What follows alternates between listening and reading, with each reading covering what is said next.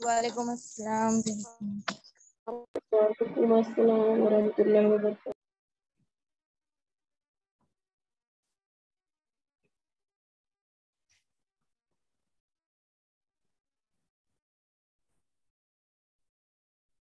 عیسوی سن کون سی سال کو کہتے ہیں اور کون سی چل رہی ہے، کون بتائیں گے؟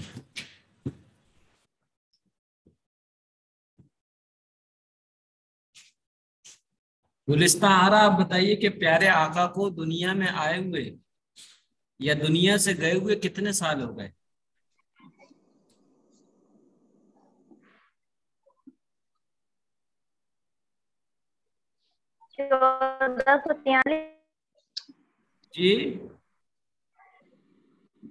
جی السلام علیکم ورحمۃ اللہ وبرکاتہ. مفتی صاحب وعلیکم السلام. آپ صلی اللہ علیہ وسلم کو آئے ہوئے 1496 سال ہوئے. اچھا، اور دنیا سے تشریف لے آئے ہوئے کتنے سال ہو گئے؟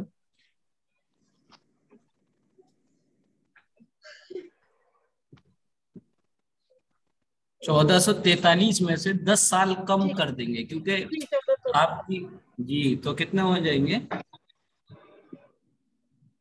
1433 سال. جی اچھا ماشاءاللہ.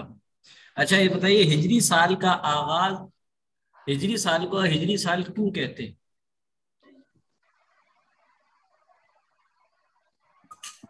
جی کیا کہہ رہے ہیں، کیا پوچھا ہے آپ نے؟ جو اسلامی سال ہے، اسلامی سال کو ہجری سال کیوں کہتے ہیں؟ پیارے آقا حضرت محمد صلی اللہ علیہ وسلم وہ مکہ سے ہجرت کیے تھے مدینہ کو، اس لیے ہجری تک کہا جاتا ہے. ماشاءاللہ. چلیے آج آپ کا سیرت کا سلیبس پورا کرانا مجھے، آپ 2 کلاس کے کر سکتے ہیں؟ جی جی. اچھا گلستہ پیارے نبی صلی اللہ علیہ وسلم کا والد صاحب کی طرف سے نسب سنائیے، نسب کا جو سلسلہ ہے. جی حضرت محمد صلی اللہ علیہ وسلم بن عبداللہ بن عبد المطلب بن ہاشم بن فہر بن عدنان. جی تو یہ تو والدہ کی طرف سے سنایا آپ نے یا پھر یہ مکمل نہیں سنایا آپ نے؟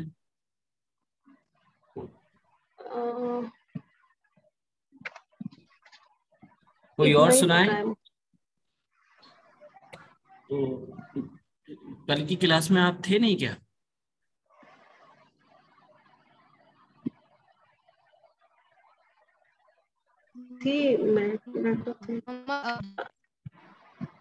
جی تبسم خان آپ بتا رہی ہیں.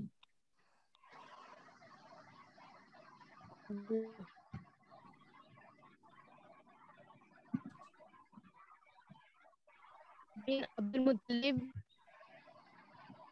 بن عبداللہ بن عبد المطلب بن ہاشم بن خزیمہ بن الیاس اور بن عدنان.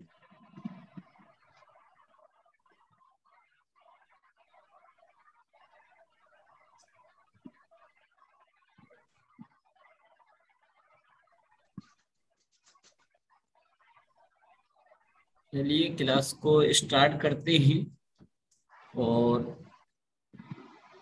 آج بات کریں گے ہمارے نبی پاک صلی اللہ علیہ وسلم کے خاندان کی. عرب ملک میں جو مکہ شہر تھا اس میں بہت سارے قبیلے تھے، خاندان تھے. قریش کا قبیلہ ان میں سب سے زیادہ عزت والا قبیلہ تھا. اسی قبیلے کے لوگ کعبہ کی خدمت کرتے تھے. سارا عرب قریش کی عزت کرتا تھا. پیارے رسول صلی اللہ علیہ وسلم اسی قبیلے سے تھے. آپ صلی اللہ علیہ وسلم کے قبیلے میں بعض بہت مشہور آدمی گزرے ہیں. ان میں ایک قصی تھے.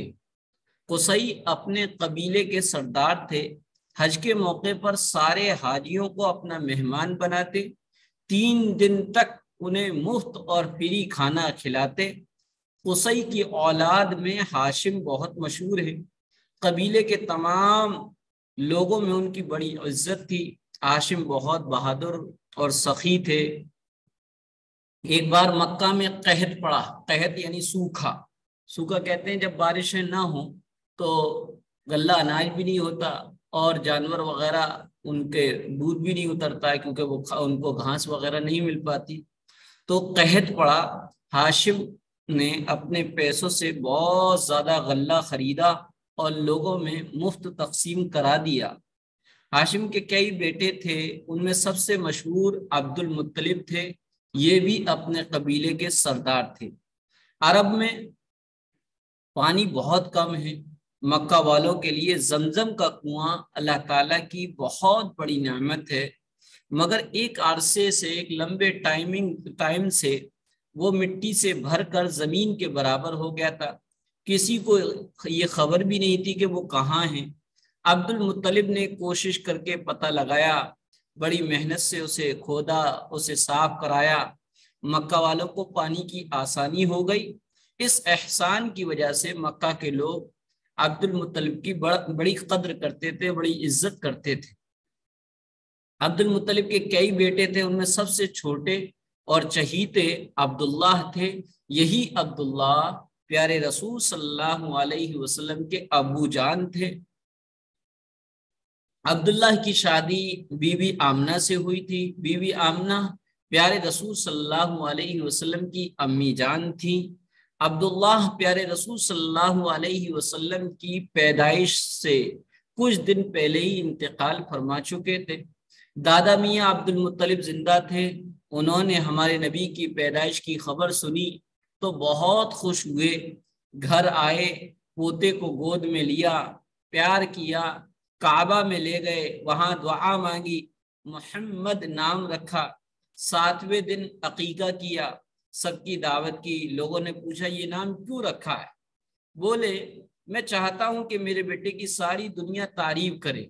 اللہ نے ان کی آرزو پوری کر دی، اور محمد کے معنی بہت زیادہ تعریف کیے جانے والا، یعنی وہ جس کی بہت زیادہ تعریف کی جائے۔ درود ہو پیارے رسول پر، سلام ہو پیارے رسول پر۔ ہمارے نبی کا بچپن کیسے تھا؟ مکہ کا رواج تھا کہ لوگ بچوں کو دیہات اور گاؤں میں بھیج دیتے تھے، وہیں ان کی پرورش ہوتی تھی۔ آب و ہوا، پیور آکسیجن، بالکل صاف و شفاف ماحول ملتا تھا۔ آپ صلی اللہ علیہ وسلم کی امی جان نے بھی آپ صلی اللہ علیہ وسلم کو دیہات اور گاؤں میں بھیج دیا۔ حضرت حلیمہ رضی اللہ عنہا نے آپ کی پرورش کری۔ حضرت حلیمہ رضی اللہ تعالی عنہا کے قبیلے کا نام بنی سعد تھا، اس لیے ان کو حلیمہ سعدیہ کہتے ہیں۔ وہ بہت نیک بیوی تھیں۔ آپ صلی اللہ علیہ وسلم نے ان کا دودھ پیا، کھلی ہوا میں پلے بڑے، خوب تندرست ہوئے، صاف ستھری بولی سیکھی۔ 2 سال بعد مکہ آئے، امی جان نے دیکھا، بہت خوش ہوئیں۔ مکہ میں بیماری پھیلی ہوئی تھی، امی جان نے حضرت حلیمہ رضی اللہ تعالیٰ عنہا کے ساتھ آپ صلی اللہ علیہ وسلم کو پھر دوبارہ بھیج دیا۔ جو آپ صلی اللہ علیہ وسلم کی بھولی صورت دیکھتا، آپ صلی اللہ علیہ وسلم کو پیار کرتا، آپ صلی اللہ علیہ وسلم کی میٹھی باتیں سنتا، خوش ہوتا۔ آپ صلی اللہ علیہ وسلم بی بی حلیمہ رضی اللہ تعالیٰ عنہا کے بچوں سے محبت کرتے تھے، وہ بھی آپ سے محبت کرتے، اپنے ساتھ کھیل میں شریک کرتے۔ بکریاں چرانے جاتے تو آپ صلی اللہ علیہ وسلم کو اپنے ساتھ لے جاتے۔ 4 سال کے ہوئے تو امی جان کے پاس واپس آ گئے۔ امی آپ صلی اللہ علیہ وسلم کو دیکھ کر بہت خوش ہوئی، محبت سے پالنے لگی۔ جب آپ پیارے آقا حضرت محمد صلی اللہ علیہ وسلم 6 سال کے ہوئے تو آپ صلی اللہ علیہ وسلم کو لے کر بیوی آمنہ اپنے میکے گئیں۔ راستے میں بیمار ہو کر اللہ کو پیاری ہو گئی۔ ماں باپ دونوں کا سایہ سر سے اڑ گیا۔ ام ایمن آپ صلی اللہ علیہ وسلم کو دادا میاں کے پاس لائیں۔ یہ ام ایمن پیارے آقا حضرت محمد مصطفیٰ صلی اللہ علیہ وسلم کی باندی تھی، پھر یہ حضرت آمنہ کی خدمت میں رہیں، اور پھر اس کے بعد اللہ کے رسول صلی اللہ علیہ وسلم جب اپنی ننیحال سے اپنی ماں کے ساتھ حضرت اللہ کے رسول بی بی آمنہ اور بانی ام ایمن وہاں سے لوٹ رہی تھی تو مقام ابواہ ایک جگہ ہے، وہاں پر بی بی آمنہ بیمار ہو گئیں اور اللہ کو پیاری ہو گئیں۔ وہاں سے ام ایمن آپ صلی اللہ علیہ وسلم کو ساتھ میں لے کر آئیں اور دادا میاں عبد المطلب کے پاس لائیں۔ دادا کو بہت دکھ ہوا، کیا کرتے، مرنا جینا اللہ کے اختیار میں، آئی ہوئی گھڑی کو کون ٹال سکتا ہے۔ بڑے ہو کر پیارے رسول صلی اللہ علیہ وسلم ایک بار مقام ابوا میں، مقام ابوا وہی جہاں پر پیارے آقا حضرت محمد مصطفیٰ صلی اللہ علیہ وسلم کی والدہ محترمہ بی بی آمنہ کا مزار ہے، قبر مبارک ہے، تو وہاں سے گزرے۔ امی جان کی قبر دیکھ کر آپ صلی اللہ علیہ وسلم کا دل بھر آیا۔ آپ صلی اللہ علیہ وسلم کی آنکھوں میں آنسو دیکھ کر صحابہ بھی رونے لگے۔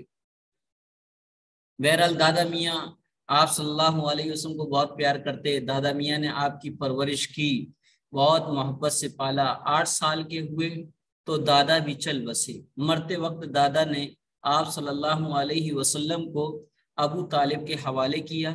ابو طالب آپ صلی اللہ علیہ وسلم کے چچا تھے، حضرت علی کے ابا جان تھے۔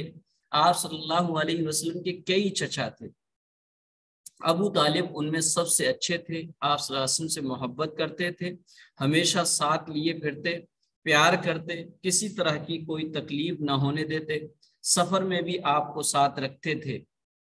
ہمارے نبی صلی اللہ علیہ وسلم کی جوانی اس طریقے سے گزری کہ پیارے رسول چچا جان کے سائے میں پلے بڑھے، آہستہ آہستہ جوان ہوئے۔ جوانی میں آپ صلی اللہ علیہ وسلم سب سے اچھے تھے۔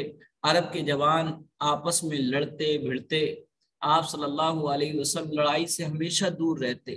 اکثر لوگ شراب پیتے، جوا کھیلتے، برے برے کام کرتے، آپ صلی اللہ علیہ وسلم ان چیزوں کو برا سمجھتے، غریبوں کو کھانا کھلاتے، مزدوروں کی مدد کرتے، کمزوروں کا ساتھ دیتے تھے۔ ہمارے نبی کی تجارت، چچا جان حضرت ابو طالب تجارت کرتے تھے، بزنس مین تھے۔ آپ صلی اللہ علیہ وسلم بھی ان کے ساتھ تجارت کرنے لگے۔ تجارت کو آپ بہت اچھا سمجھتے تھے۔ آپ صلی اللہ علیہ وسلم بہت اچھے تاجر تھے، ہمیشہ سچ بولتے، جھوٹ کے پاس نہ جاتے، سب آپ کو صادق کہتے۔ آپ صلی اللہ علیہ وسلم معاملہ صاف رکھتے، بہت امانت دار تھے، سب آپ صلی اللہ علیہ وسلم کو امین کہتے، سب آپ صلی اللہ علیہ وسلم کی عزت کرتے، سب لوگ آپ صلی اللہ علیہ وسلم پر بھروسہ کرتے۔ گھر گھر آپ کی امانت داری اور سچائیوں کا چرچا تھا۔ مکہ میں ایک مالدار خاتون تھی، ان کا نام خدیجہ بنت خویلد تھا۔ بی بی خدیجہ بیوہ تھیں، ان کے شوہر مر چکے تھے۔ ان کا بڑا کاروبار تھا، تجارت کے لیے لوگوں کو روپیہ پیسہ دیتی اور انہیں نفع میں شریک کر لیتی۔ پیارے رسول صلی اللہ علیہ وسلم کی امانت داری اور سچائی کا جب چرچا انہوں نے سنا تو بی بی خدیجہ نے خواہش کی کہ آپ ان کا مال تجارت لے کر سفر پر جائیں۔ آپ صلی اللہ علیہ وسلم نے منظور فرما لیا اور بی بی خدیجہ کے غلام میسرہ کو لے کر شام، جو اس وقت اس کا نام سیریا ہے، کے سفر پر روانہ ہوئے۔ آپ نے بڑی محنت، عقل مندی اور سچائی سے کام لیا اور بہت سا نفع کما کر ملک شام یعنی سیریا کے سفر سے لوٹے، پائی پائی کا حساب دے دیا۔ بی بی خدیجہ رضی اللہ تعالی عنہا نیک تھیں، آپ صلی اللہ علیہ وسلم کی اچھائیاں دیکھ کر بہت خوش ہوئی، بہت زیادہ مرغوب ہوئی۔ پھر میسرہ غلام نے بھی آپ صلی اللہ علیہ وسلم کی ایمانداری، نیکی، لوگوں کے ساتھ ہمدردی اور محبت کا آنکھوں دیکھا حال بی بی خدیجہ سے بیان کیا۔ بی بی خدیجہ بہت متاثر ہوئی، خود نکاح کا پیغام دیا۔ آپ صلی اللہ علیہ وسلم تیار ہو گئے، چچا جان اور قریش کے کچھ اور لوگوں کو ساتھ لے کر بی بی خدیجہ رضی اللہ تعالی عنہا کے مکان پر پہنچے اور نکاح ہو گیا۔ اس وقت آپ صلی اللہ علیہ وسلم 25 سال کے تھے اور بی بی خدیجہ رضی اللہ تعالی عنہا کی عمر 40 سال تھی۔ آپ صلی اللہ علیہ وسلم ہمیشہ اتحاد اور امن کی کوشش کرتے تھے۔ آپ کی اتحاد اور امن کی کوشش میں ایک واقعہ مشہور ہے جسے قصہ تحکیم بھی کہتے ہیں۔ ایک دفعہ کا ذکر ہے، کعبہ کی مرمت ہو رہی تھی، پرانی دیواریں توڑ کر بنائی جا رہی تھی۔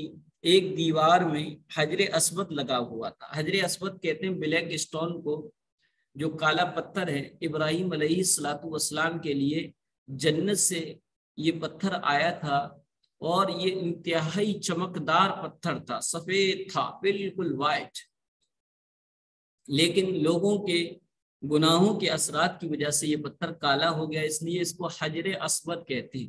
حجر کے معنی عربی میں پتھر کے آتے ہیں اور اسود کے معنی کالے کے آتے ہیں۔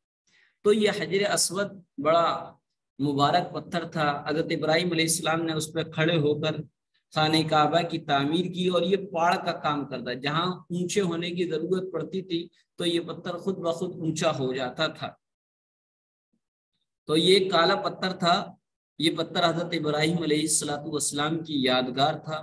سب اس کو متبرک سمجھتے تھے۔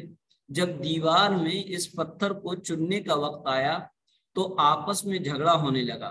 ہر شخص یہ چاہتا تھا کہ یہ متبرک پتھر میں لگاؤں، اور بہت قریب تھا کہ خون خرابے کی نوبت آ جائے، لڑائی ہونے لگے۔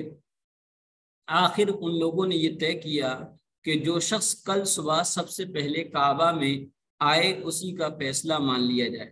اللہ کا کرنا ایسا ہوا کہ دوسرے دن سب سے پہلے کعبہ میں پیارے آقا حضرت محمد صلی اللہ علیہ وسلم تشریف لائے۔ سب آپ صلی اللہ علیہ وسلم پر بھروسہ کرتے تھے، آپ کو صادق اور امین کہتے تھے، لہذا سب نے یک زبان ہو کر بخوشی آپ صلی اللہ علیہ وسلم کو جج اور فیصل مان لیا۔ آپ صلی اللہ علیہ وسلم نے بڑا اچھا فیصلہ کیا، اور ایسا فیصلہ کیا کہ لڑائی اور خون خرابے سے لوگ بچ گئے۔ ایک چادر لی آپ نے، اس میں اپنے دست مبارک سے حجر اسود رکھا۔ ہر قبیلے کے سردار کو ایک ایک کنارہ چادر کا پکڑنے کو کہا۔ سب نے مل جل کر وہ چادر اٹھائی۔ جب پتھر وہاں تک لے آئے جہاں اسے رکھنا تھا تو آپ صلی اللہ علیہ وسلم نے اسے اٹھا کر دیوار میں لگا دیا۔ اس طرح ہر قبیلے کو اس بابرکت کام میں شریک ہونے کا موقع مل گیا۔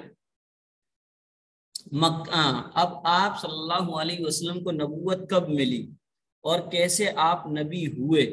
مکہ کے قریب ایک پہاڑی تھی، اس پہاڑی کا نام ہیرا ہے۔ پہاڑی میں ایک غار تھا۔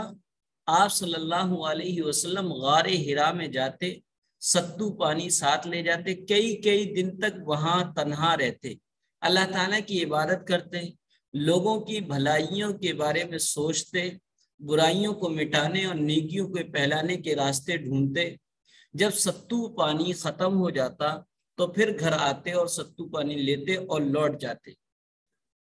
عمر کے 40ویں سال جبکہ آپ غار ہرا میں تشریف فرما تھے، اللہ کے قاصد سید الملائکہ فرشتوں کے سردار حضرت جبریل علیہ السلام اللہ کا کلام لے کر آئے، جس کو وحی کہتے ہیں۔ حضرت جبریل علیہ السلام نے آپ کو بشارت دی کہ آپ اللہ کے رسول ہیں۔ پھر کہا پڑھیے۔ عرب میں اس وقت پڑھنے پڑھانے کا رواج بہت ہی کم تھا، اور اس لیے اس وقت 4 یا 8 لوگ جو ہے پڑھے لکھے تھے، اس لیے حضور صلی اللہ علیہ وسلم بھی لکھنا پڑھنا نہیں جانتے تھے۔ آپ نے فرمایا ما انا بقاری، میں پڑھا ہوا نہیں ہوں۔ حضرت جبریل علیہ السلام نے آپ کو سینے سے لگا کر بہت زور سے دبایا اور کہا اقرا، پڑھیے۔ آپ نے فرمایا بھائی مجھے پڑھنا نہیں آتا۔ حضرت جبریل علیہ السلام نے 3 مرتبہ دبایا اور چھوڑا، اور ہر بار یہی کہتے تھے کہ پڑھیے، اور حضور صلی اللہ علیہ وسلم برابر یہی فرماتے رہے کہ میں پڑھنا نہیں جانتا۔ آخر حضرت جبریل علیہ السلام نے کہا پڑھیے اقرأ بسم ربک الذی خلق۔ اس وحی کا نازل ہونا تھا کہ حضور صلی اللہ علیہ وسلم پر رسالت کا بوجھ بڑھ گیا اور آپ خوف و حیبت سے کانپ اٹھے، اور ہے بھی یہ بات سینکڑوں برس کے گمراہوں کو راہ پر لگانا اور سینکڑوں بتوں کے پجاریوں کو خالص اللہ کا بندہ بنانا کوئی آسان کام نہیں ہے۔ آپ گھبرائے ہوئے گھر تشریف لائے اور اپنی سچی ہمدرد بیوی سے تمام واقعہ بیان کیا۔ بی بی خدیجہ نے آپ کی ڈھارس بندھائی، بولی آپ گھبراتے کیوں ہیں؟ اللہ آپ کو ضائع نہیں ہونے دے گا۔ آپ نیکی کرتے ہیں، صدقہ دیتے ہیں، غریبوں کی مدد کرتے ہیں، یتیموں اور بیواؤں کو سہارا دیتے ہیں، مہمانوں کی خاطر تواضع کرتے ہیں، لوگوں کا بوجھ اٹھاتے ہیں، دکھیوں کو سہارا دیتے ہیں، آپ کو کس چیز کا ڈر ہے؟ چنانچہ جب حضرت جبریل علیہ السلام اللہ کا پیغام لے کر آئے تو آپ صلی اللہ علیہ وسلم نے پہنچانا شروع کیا۔ آپ صلی اللہ علیہ وسلم لوگوں سے کہتے اللہ ایک ہے، وہی سب کا خالق ہے، رازق ہے اور حاکم ہے، اسی کا حکم مانو، اسی کی عبادت کرو، میں اللہ کا رسول ہوں، میری پیروی کرو، برائیوں سے بچو، بھلے کام کرو، اللہ تم سے خوش ہوگا، رہنے کو جنت دے گا، برے آدمیوں سے اللہ ناراض ہوگا، بہت ہی سخت سزا دے گا۔ نیک لوگ آپ کی بات مان گئے۔ حضرت ابو بکر صدیق رضی اللہ تعالیٰ عنہ آپ کے گہرے دوست تھے، مردوں میں سب سے پہلے وہ ایمان لائے۔ حضرت خدیجہ آپ کی نیک بیوی تھیں، عورتوں میں سب سے پہلے وہ ایمان لائیں۔ حضرت علی رضی اللہ تعالیٰ عنہ آپ کے چچا زاد بھائی تھے، لڑکوں میں سب سے پہلے وہ ایمان لائے۔ حضرت زید بن حارثہ رضی اللہ تعالی عنہ آپ کے غلام تھے، غلاموں میں سب سے پہلے وہ ایمان لائے۔ یہ چاروں بہت نیک تھے، آپ صلی اللہ علیہ وسلم کے ساتھ رہتے تھے، آپ کی اچھائیوں سے واقف تھے، سنتے ہی سچ جانا، فوراً ایمان لے۔ اللہ تعالیٰ ان سب سے راضی ہو۔ پہاڑی کا آواز کچھ پھر اس کے بعد آپ نے عمومی دعوت دی۔ کچھ دن بعد پھر اللہ کا حکم آیا، وَأَنذِرْ عَشِيرَتَكَ الْأَقْرَبِينَ، اے پیغمبر تم اپنے قریبی رشتہ داروں کو اللہ کے عذاب سے ڈراؤ۔ آپ صلی اللہ علیہ وسلم نے ایسا ہی کیا۔ مکہ کے قریب ایک پہاڑی ہے، اس کا نام صفا ہے۔ آپ صلی اللہ علیہ وسلم اس پہاڑی پہ چڑھ گئے اور مکہ والوں کو آواز دی۔ جب سب لوگ جمع ہو گئے تو آپ نے فرمایا، یہ بالکل وہی ہے جو تب سورہ لہب کی شان نزول میں آیا تھا، میں پہاڑی کے اوپر ہوں، تم پہاڑی کے نیچے ہو، میں ادھر بھی دیکھ رہا ہوں، ادھر بھی دیکھ رہا ہوں، مگر تمہاری نظر صرف ایک طرف ہے۔ اگر میں کہوں کہ اس پہاڑی کے پیچھے ڈاکوؤں کی ایک فوج ہے جو تم پر حملہ کرنے والی ہے تو تم یقین کرو گے؟ سب نے ایک زبان ہو کر کہا، بے شک آپ اوپر ہیں، ہر طرف دیکھ رہے ہیں، آپ صادق ہیں، امین ہیں، آپ نے کبھی جھوٹ نہیں بولا اور نہ آپ کبھی جھوٹ بولتے ہیں، ہم آپ کی بات ضرور یقین کریں گے۔ پھر آپ صلی اللہ علیہ وسلم نے فرمایا، لوگوں یہ تو سمجھانے کی ایک مثال تھی، یقین کرو موت تمہارے سر پر کھڑی ہے، تمہیں ایک دن مرنا ہے، مر کر اللہ کے پاس جانا ہے، اپنے کیے کا بدلہ پانا ہے۔ اگر تم ایمان لا کر نیک نہ بن گئے تو تم پر سخت عذاب نازل ہوگا۔ تم صرف دنیا کو دیکھ رہے ہو اور میں آخرت کو بھی دیکھ رہا ہوں۔ یہ پورا وعظ اور تقریر اور اسپیچ اللہ کے رسول نے کی۔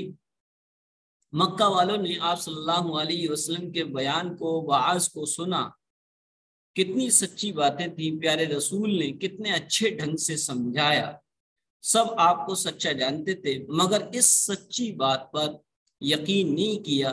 آپ صلی اللہ علیہ وسلم کو برا بھلا کہنے لگے۔ برا بھلا کہنے والوں میں آپ کا چچا ابو لہب سب سے آگے تھا۔ بولا، کیا تم نے اسی لیے ہمیں بلایا تھا؟ اللہ کا، لیکن پیارے آقا اللہ کا دین پھیلاتے رہے اور اللہ کا دین آہستہ آہستہ پھیلتا رہا۔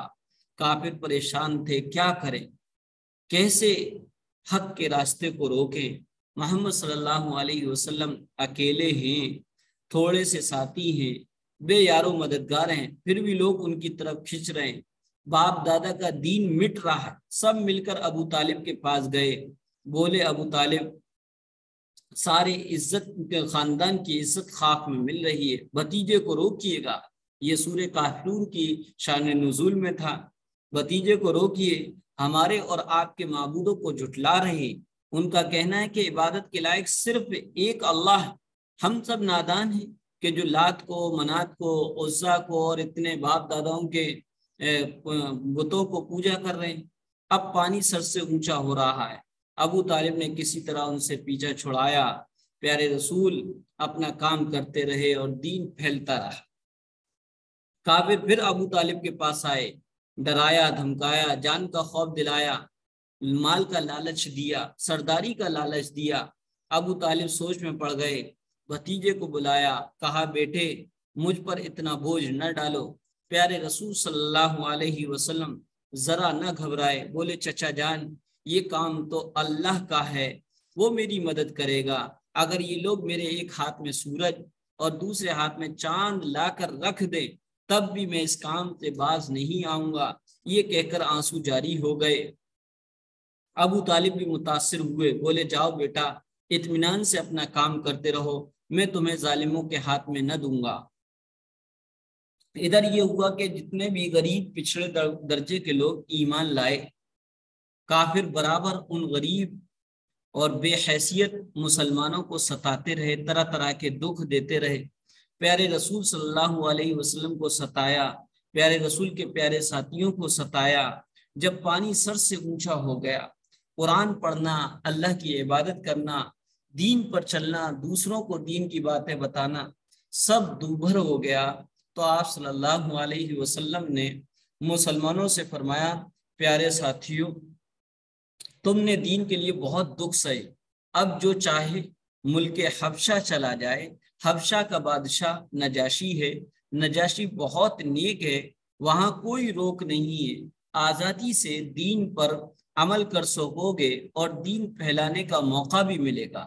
چنانچہ بہت سے مسلمان گھر بار چھوڑ کر حبشہ چلے گئے، کافروں کے ظلم سے تنگ آ کر وطن چھوڑ دیا، دین کی خاطر دوسرے ملک میں جا بسے، اسی کو ہجرت کہتے ہیں۔ مگر کافروں نے اب بھی چین نہ لینے دیا، پیچھا کرتے حبشہ پہنچے، نجاشی سے شکایت کی، مسلمان دربار میں بلائے گئے۔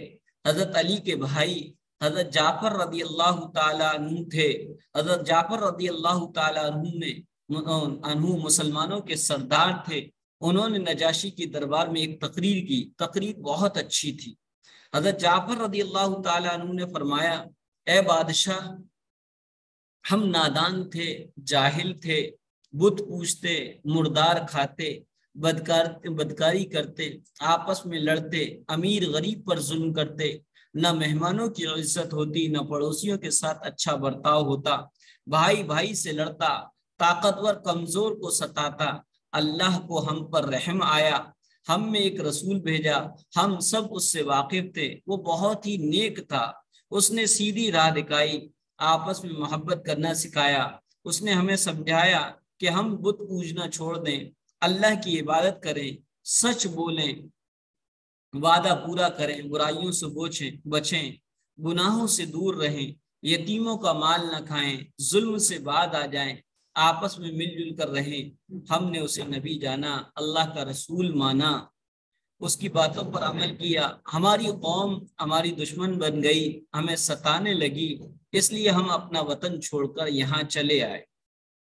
نجاشی نے حضرت جعفر رضی اللہ تعالیٰ عنہ کی تقریر سنی، تقریر بہت اچھی تھی، بڑے غور سے سنا، ان کی باتوں کا اثر لیا، ان سے قرآن شریف بھی سنا۔ قرآن شریف سن کر نجاشی بادشاہ رونے لگے، کافروں کو نکلوا دیا، مسلمانوں کے ساتھ اچھا برتاؤ کیا، کچھ دن بعد خود بھی مسلمان ہو گئے۔ اللہ کی رحمت ہو ان پر۔ پیارے رسول صلی اللہ علیہ وسلم نے ہجرت نہیں کی، آپ صلی اللہ علیہ وسلم حبشہ نہیں گئے، مکہ میں جمے رہے، دکھ سہتے رہے، اللہ کی طرف بلاتے رہے۔ آپ صلی اللہ علیہ وسلم میلوں میں جاتے، منڈیوں میں جاتے، حج کے موقع پر جگہ جگہ سے آئے ہوئے لوگوں کو دین کی باتیں سناتے اور بتاتے۔ اس طرح آہستہ آہستہ مکہ کے باہر دین پھیلتا رہا۔ مکہ مکرمہ میں اسلام دھیرے دھیرے پھیلنے لگا، روزانہ کوئی نہ کوئی اسلام قبول کر لیتا۔ دشمنوں کو بہت فکر ہوئی، انہوں نے ہمارے نبی اور مسلمانوں کو بائیکاٹ کیا اور شعب ابی طالب میں قید کر دیا۔ شعب ابی طالب ایک پلاٹ تھا، جو ایک گھاٹی تھی، وہاں مسلمانوں کو سخت تکلیفوں کا سامنا کرنا پڑا۔ اس گھاٹی میں کھانے پینے کے لیے کچھ بھی نہیں تھا، مسلمان بوڑھے بچے عورتیں سب بھوک پیاس کی شدت برداشت کرتے رہے۔ مسلمان 3 سال تک اسی حالت میں گھاٹی میں قید رہے۔ گھاٹی سے نجات پانے کے کچھ ہی عرصے بعد نبوت کے 10ویں سال، جبکہ نبوت ملے ہوئے 10 سال ہو گئے تھے، پیارے آقا کی عمر 50 سال ہوئی، آپ صلی اللہ علیہ وسلم کے مہربان چچا ابو طالب کا انتقال ہو گیا۔ ابھی چچا کا غم تازہ ہی تھا کہ وفادار جان نثار بیوی حضرت خدیجہ رضی اللہ تعالیٰ عنہ کی بھی وفات ہو گئی۔ ان دونوں واقعات سے ہمارے نبی کو سخت صدمہ پہنچا۔ ہمارے نبی نے اس سال کا نام عام الحزن یعنی غم کا سال قرار دیا۔ اب قریش کھلم کھلا ستانے کا موقع ان کو مل گیا تھا اور وہ کھلم کھلا پیارے نبی کو ستانے لگے۔ پہلے تو ابو طالب کے لحاظ اور حضرت خدیجہ رضی اللہ تعالیٰ عنہ کی خاطر کچھ دبے رہتے تھے، لیکن اب میدان ان کے لیے صاف تھا۔ مشرکین مکہ نے ہمارے نبی کو بہت ستانا اور تکلیفیں پہنچانا شروع کر دی۔ آپ مکہ والوں سے بالکل مایوس ہو گئے اور مکہ سے تقریباً 50 کلومیٹر دور ایک بستی ہے، اس کا نام طائف ہے۔ مکہ میں دین کا کام کرتے کرتے بہت دن ہو گئے تھے۔ مکہ کا ایک ایک آدمی آپ صلی اللہ علیہ وسلم کا جانی دشمن تھا، کوئی آپ کی بات پر دھیان نہ دیتا۔ آپ نے سوچا کہ اب طائف جا کر کیوں نہ اللہ کا پیغام سناؤں، ہو سکتا ہے وہاں کے کچھ لوگ سنیں اور کچھ ساتھی مل جائیں اور مل کر اللہ کے دین کا کام کریں۔ یہ سوچ کر آپ صلی اللہ علیہ وسلم طائف گئے۔ طائف کے لوگ بہت برے تھے، انہوں نے آپ کی باتیں نہیں سنی، آپ کے ساتھ برا سلوک کیا، پتھروں سے مارا، گالیاں دی، ستانے کے لیے نادان اور شریف بچے پیچھے لگا دیے۔ آپ لہو لہان ہو گئے مگر بددعا نہیں کی، برابر دعائی کرتے رہے، اے اللہ یہ ناواقف ہیں، ان کو ہدایت دے دے۔ اللہ کے رسول بہت ٹوٹ گئے اور پھر ہمارے نبی طائف سے واپس مکہ تشریف لائے اور مکہ میں پھر تبلیغ کرنے لگے۔ مسلسل تکلیفوں کے بعد اللہ کی طرف سے آپ پر ایک انعام ہوا اور معراج کا عظیم الشان واقعہ پیش آیا۔ نبوت کے 10 سال گزر چکے تھے۔ ایک رات ہمارے نبی اپنی چچا زاد بہن ام ہانی کے گھر آرام فرما رہے تھے۔